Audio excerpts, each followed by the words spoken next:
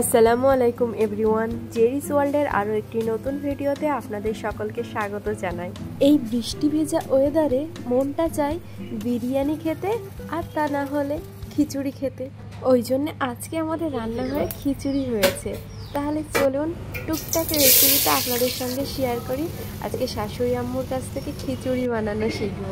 যাক, এই ফাঁকে খিচুড়ি বানানোটাও শেখা হয়ে যাচ্ছে। শুধু কি খিচুড়ি খেলে হয় বলুন? মাংস না হলে তো আর জমে না। তাই অল্প একটু মাংস। অনেকেই কমেন্ট করে হোয়াটসঅ্যাপে যে এখনও কেন ভিডিও আসছে না, তো তাদের উদ্দেশ্যে একটু বলবো, হোয়াটসঅ্যাপে কমেন্ট না করে যদি ভিডিওতে কমেন্ট করে তাহলে ওইগুলো সবাই দেখতে পায়।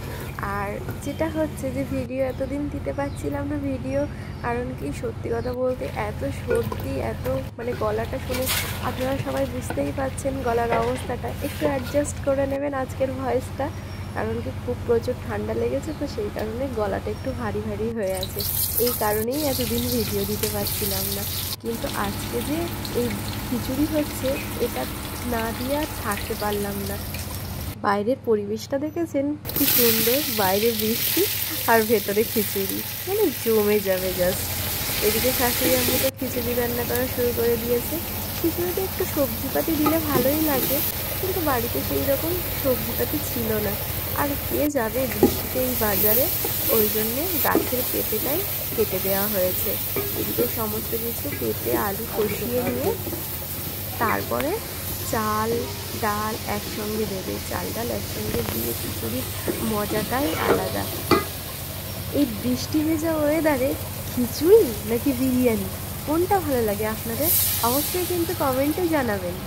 আর এখনও আপনারা যারা আমার চ্যানেলটিকে সাবস্ক্রাইব করেননি, তারা আমার চ্যানেলটিকে ঝটপট সাবস্ক্রাইব করে নিন তো, কারণ সত্যি একদম সাবস্ক্রাইবার নেই। 100 সাবস্ক্রাইবারও কমপ্লিট করতে পারলাম না।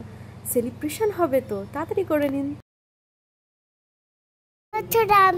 আমার জন্য ঝাল ছাড়া দেবে, ঝাল দিলে আমি খেতে পারি না। সদস্যের আবদারটা শুনেছেন, তাই তার জন্য আলাদা করে একটু তুলে রাখলাম।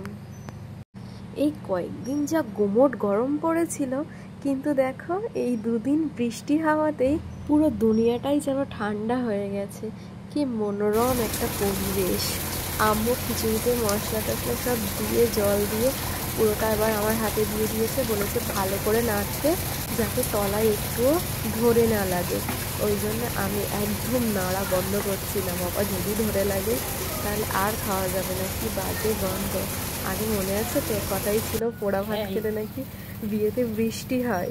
আমার আর এই চিন্তাটা ভাবা নেই, বিয়েতে হয়েই গেছে। এই বৃষ্টিতে ভিজতে কার না ভালো লাগেছে। খিচুড়ি তো হয়েই গেছে, তাই একটু ওপরে ঘি ছড়িয়ে দেওয়া হলো, কারণ ঘিটা দিলে একটা দারুণ ফ্লেভার আসে। খিচুড়ি হওয়ার সাথে সাথেই আমি প্লেট নিয়ে হাজির।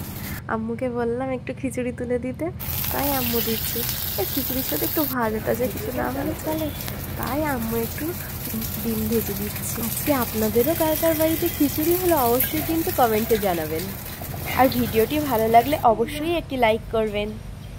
তাহলে আজকের ভিডিও এইখানেই শেষ করলাম। দেখা হচ্ছে আবার একটি পরের ভিডিও। ততক্ষণে আপনারা সবাই ভালো থাকবেন, নিজের খেয়াল রাখবেন। আল্লাহ হাফেজ।